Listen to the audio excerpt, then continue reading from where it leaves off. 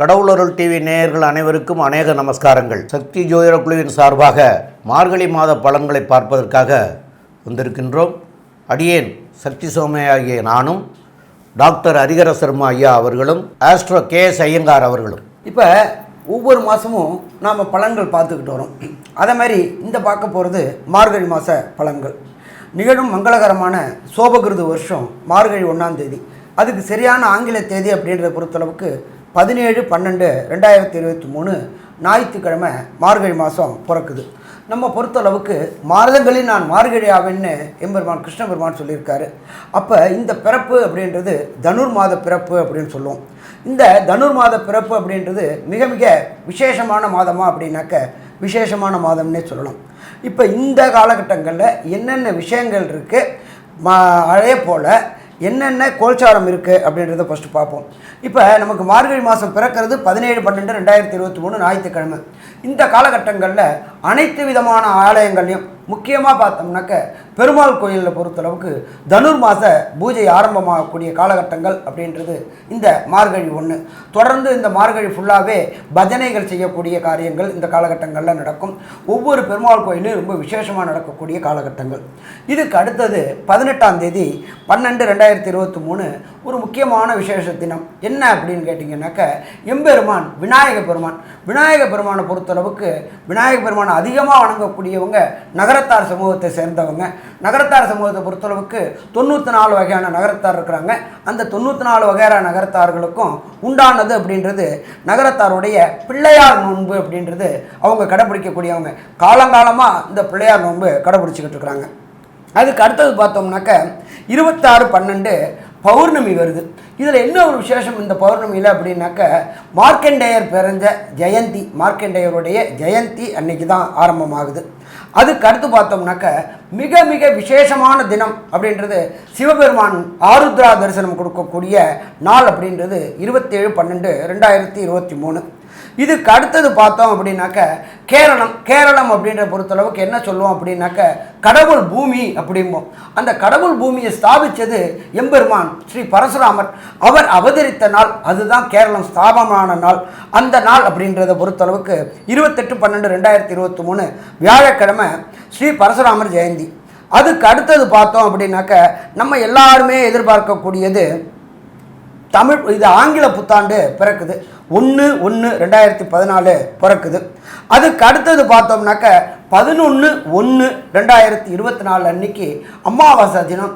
அது மட்டும் இல்லை, மக்களுக்கு எல்லாருக்கும் இதை சொல்லுவோம் வீரத்துக்கு புகழ் அப்படின்னு சொன்னாக்க எம்பெருமான் அனுமன் ஜெயந்தி, அனுமன் அவதரித்த நாள் அன்னைக்கு தான் ரொம்ப விசேஷமான நாள்.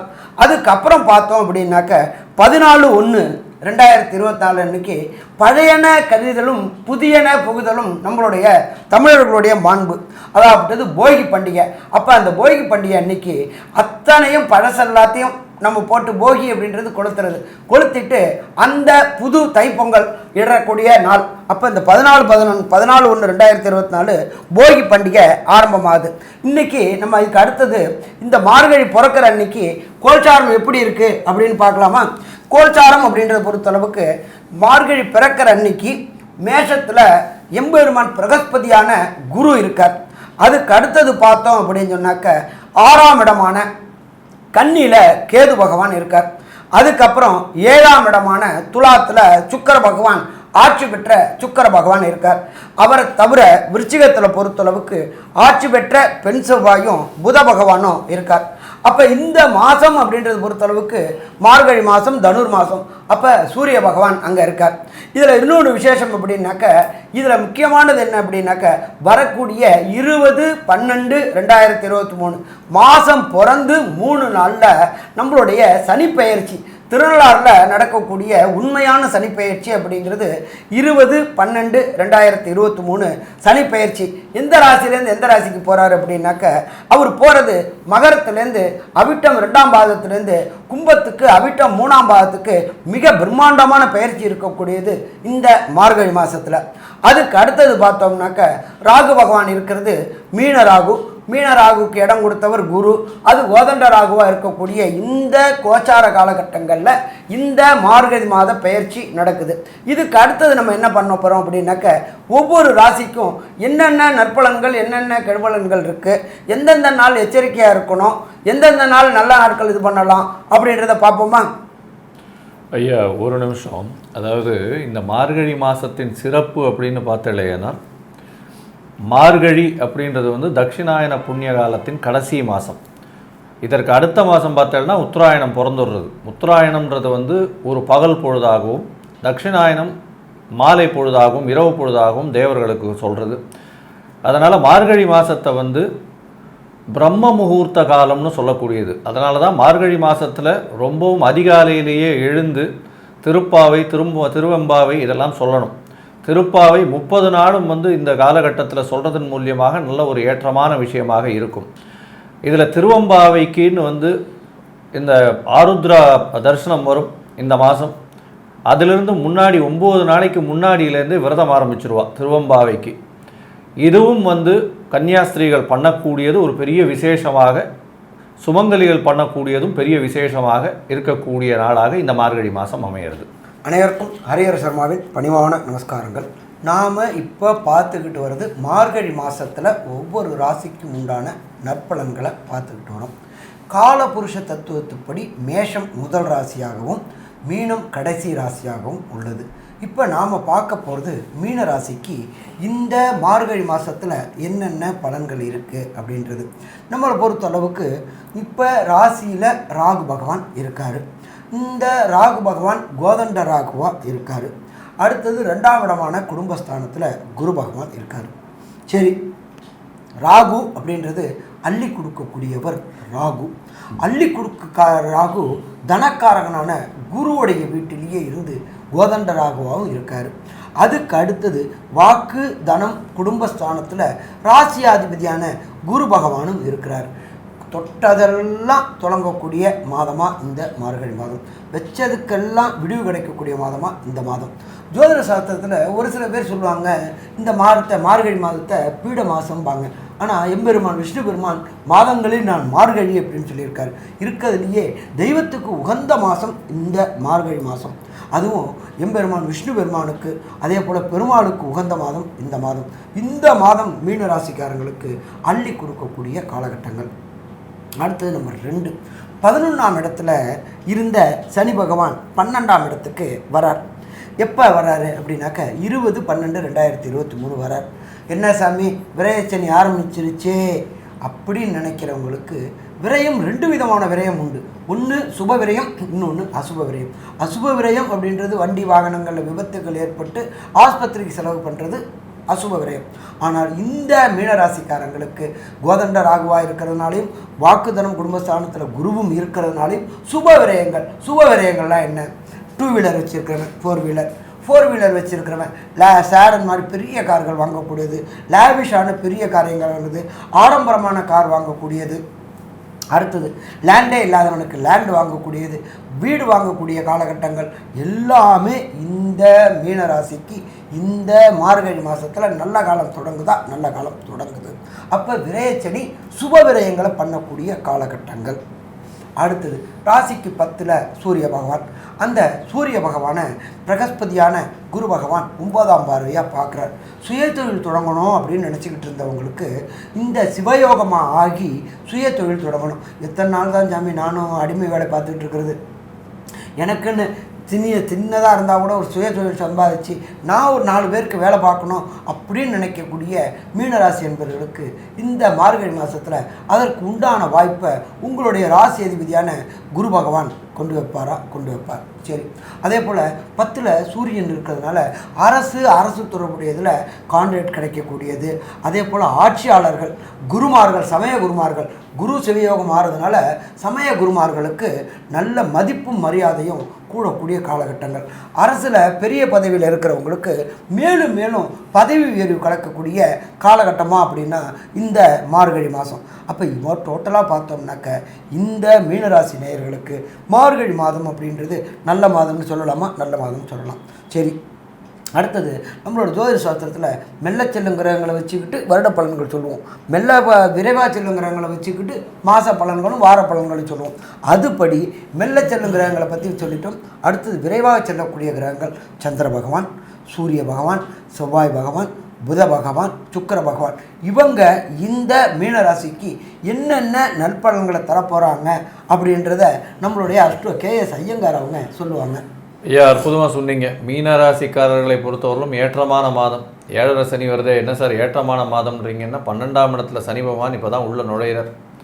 சிறு சிறு செலவுகள் அதிகமாக இருக்கக்கூடிய காலகட்டம். புதிய வேலை கிடைக்கும். 6ஆம் அதிபதி 10ஆம் இடத்துல இருக்கிறதுனால புதிய வேலை கிடைக்கக்கூடிய வாய்ப்பு உண்டு. வேலை மாறக்கூடிய வாய்ப்பு உண்டு.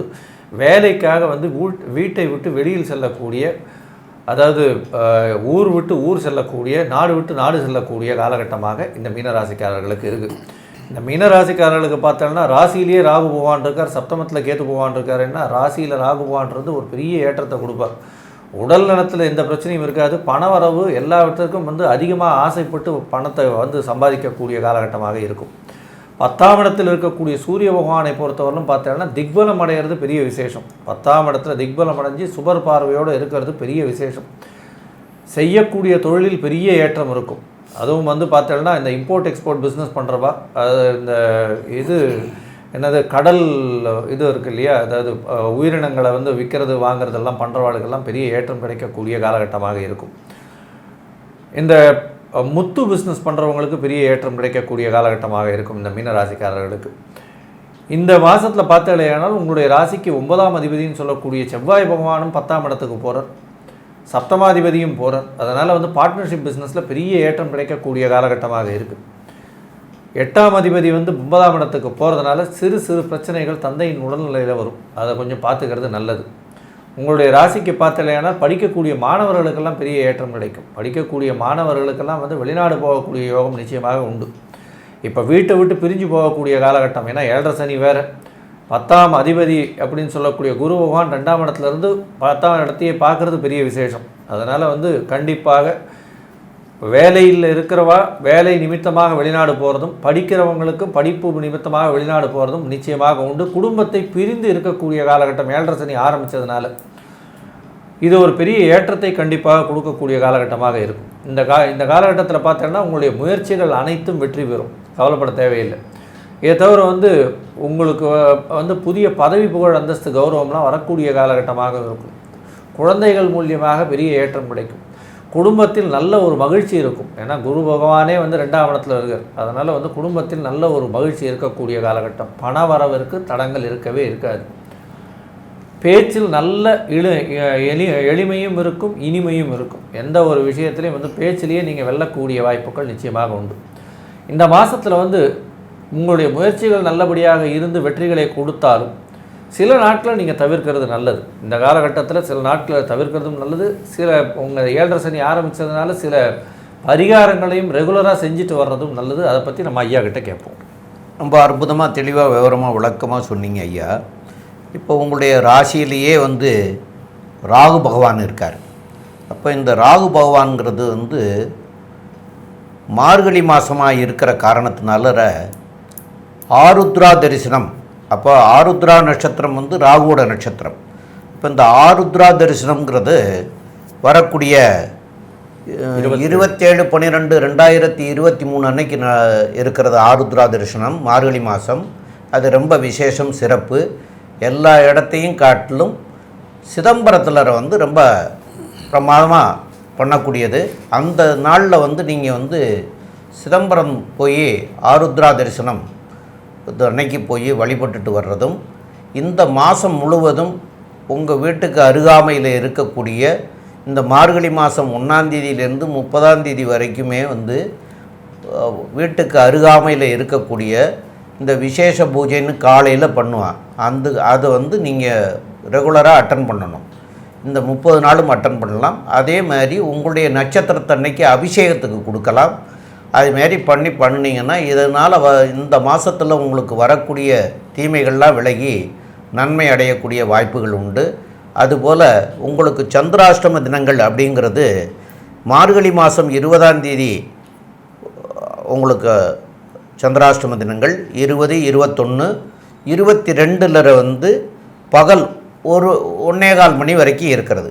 இந்த 2.25 நாட்கள் வந்து புதிய முயற்சிகள் எதுவும் வேண்டாம், புதிதாக எதுவும் தொடங்க வேண்டாம். அதே மாதிரி வெளியூர் வெளிநாடு இந்தமாரி பயணங்கள் எதுவுமே வேண்டாம். இதெல்லாம் தவிர்க்கிறது, இந்த 2.25 நாளில் தவிர்க்கிறது வந்து சால சிறந்ததாக இருக்கும். மேற்கொண்டுள்ள விஷயங்களை பற்றி நம்முடைய எஸ். ஐயங்கார் அவங்க வந்து சொல்லுவாங்க. ஐயா, அருமையாக சொன்னீங்க. மீன ராசியை பொறுத்தவரையிலும் 7.5 சனி ஆரம்பம் இருந்தாலும் ராசிநாதன் 2ஆம் இடத்துல இருக்கிறதுனால பணத்திற்கு குறை இருக்காது, கவலைப்பட தேவையில்லை. செலவுகள் கொஞ்சம் அதிகமாகும். குடும்பத்தில் நல்ல மகிழ்ச்சிகரமான காலகட்டங்களாக இருக்கக்கூடியதாக இருக்கும். உடல் நிலையில் சற்று கவனம் தேவை. தொழிலில் பெரிய அபிவிருத்தி இருக்கும். புதிய வேலை கிடைக்கக்கூடிய வாய்ப்பு உண்டு. வெளியூர் வெளிமாநிலம் வெளிநாடு செல்லக்கூடிய பாக்கியம் உண்டாகும். தந்தையின் மூலியமாக நல்ல ஒரு ஏற்றமான விஷயங்கள் நடக்கக்கூடிய காலமாக இருக்கும். திருமணத்திற்கு பார்த்து கொண்டிருப்பவர்களுக்கு சிறிது காலம் ஆகக்கூடிய வாய்ப்புகள் உண்டு. புதிதாக வீடு கட்டக்கூடிய வாய்ப்புகள் நிச்சயமாக இருக்கும். உங்களுடைய ராசிக்கு பார்த்தாலேயானால் கூட்டு தொழிலில் பெரிய ஏற்றம் இருக்கும். அதுவும் வந்து மாற்று மதத்தினர் வேறு மதத்தினர் இருக்கக்கூடியவர்களுக்கு நல்ல ஒரு ஏற்றம் கிடைக்கக்கூடிய காலகட்டமாக இந்த மாதம் அமைகிறது. பொதுவாகவே இந்த மீனராசிக்காரர்களுக்கு 7.5 சனி ஆரம்பித்தாலும் இருக்கக்கூடிய மிச்ச கிரகங்கள்லாம் வந்து நல்லபடியான ஒரு ஏற்றத்தில் இருக்கிறதுனால இந்த மாதம் நல்லபடியாகவே இருக்கும் அப்படின்னு சக்தி ஜோதிட குழு சொல்லுது. நன்றி, நமஸ்காரம். கடவுள் அருள் டிவியை பார்த்தமைக்கு நன்றிகள். மேலும் இது போன்ற தகவல்களை தெரிந்து கொள்ள கடவுள் அருள் டிவியை சப்ஸ்கிரைப் செய்யுங்கள். மறக்காமல் பெல் ஐக்கானை கிளிக் செய்யுங்கள்.